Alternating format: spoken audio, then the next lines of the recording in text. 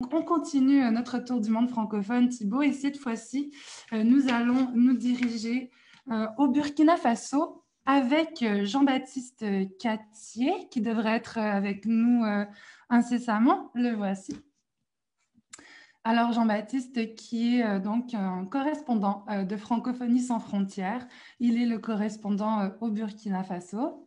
Je ne sais pas si Jean-Baptiste est avec nous. Oui, bonjour Jean-Baptiste. Votre micro. Ok, désolé. Oui. Bonjour à tous. Bonjour. Et donc, bonne fête de la francophonie à tous. Merci à vous aussi. Alors, Jean-Baptiste, comme je disais, donc vous êtes un correspondant de l'association, vous êtes le correspondant au Burkina Faso. Le Burkina Faso qui est aussi un pays qui vit avec plusieurs langues, donc notamment le mouré, le dioula, le fulfudé. Donc, la population vit avec ce mélange de langues au quotidien, notamment. J'aimerais savoir ce que ça représente pour vous que d'être francophone, de parler le français au Burkina Faso. D'accord. Alors, enfin, je tiens aussi à faire une précision. En fait, je suis ivoirien vivant au Burkina Faso. Donc, ce qui fait que donc, déjà, il y a un Ivoirien qui est intervenu, donc ça fait un deuxième Ivoirien. Mais il faut dire en fait que oui, la francophonie, le français, c'est la langue plus parlée au niveau administratif. Mais la particularité ici au Burkina, c'est qu'il y a l'appartenance vraiment à la langue, à la culture.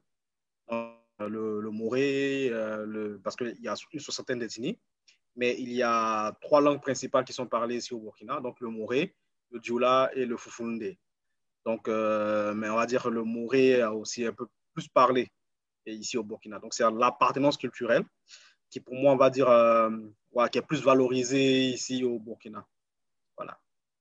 Et est-ce que vous trouvez que cette appartenance, si on compare un peu avec la Côte d'Ivoire, comme vous connaissez les deux pays, c'est un peu intéressant. Quelle est la différence entre le rapport au français et l'appartenance peut-être au français en Côte d'Ivoire et au Burkina? Alors, le Burkina, si vous prenez la Côte d'Ivoire, par exemple, le français, il est plus parlé. Mais c'est-à-dire que si vous prenez les langues commerciales, c'est plus le dioula qui est plus parlé au marché. Mais le français, il est plus ou moins plus parlé en Côte d'Ivoire dans la mesure où il y a beaucoup d'Ivoiriens, par exemple, qui ne vont pas soit dans leur village, etc. Et donc, ils n'ont pas d'autre choix que de parler la langue qu'ils ont eu à apprendre à l'école.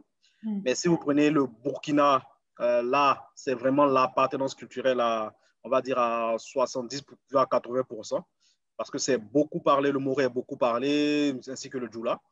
Et aussi, on va dire, voilà, donc le foufoundé, comme je disais tantôt. Donc, voilà. Merci beaucoup. Et pour poursuivre et avant de conclure, est-ce que vous avez donc une référence culturelle à partager ou bien une expression ou un mot ou un proverbe qui vous plaît et que vous voudriez donc offrir à nos spectateurs, nos auditeurs aujourd'hui? Alors, il y a une expression que j'aime bien et que, bon, que tout le monde partage, c'est le bout de bois a beau durer dans l'eau, il ne sera jamais caïman. Donc, Est-ce que vous pouvez expliquer un peu, selon votre interprétation, la signification du proverbe? c'est-à-dire que si vous défiez quelqu'un que vous avez, personne, on va dire, si vous voulez faire, vous ne pouvez jamais battre cette personne. Voilà. Attends. Donc, il y Euh, a plusieurs interprétations. En fait, votre connexion était un peu mauvaise. Est-ce que vous pouvez nous le répéter rapidement? Là, je crois que ça fonctionne. On a raté votre explication de l'expression. Donc, en fait, je voulais dire, il y a plusieurs interprétations par rapport à cela. C'est-à-dire que, par exemple, si vous défiez quelqu'un qui a l'habitude de vous frapper, il vous dit, bon, même si je suis malade ou je suis important, vous ne pourrez pas me battre, même si, voilà, quoi, même si mon jambe ou un pied, etc. Voilà. Et il y a plusieurs interprétations dans le domaine. Oui. Ben, merci beaucoup, Jean-Baptiste, pour ce proverbe et pour toutes les informations vraiment très pertinentes que vous venez de partager avec nous. Merci d'être un correspondant de Francophonie sans frontières. Et puis, on espère peut-être faire un jour une émission spéciale sur le Burkina Faso, qui sait, pour en apprendre plus sur ce pays francophone. Donc, bonne Ça journée sera... internationale de la Merci. francophonie. Ce sera un plaisir. Merci à vous.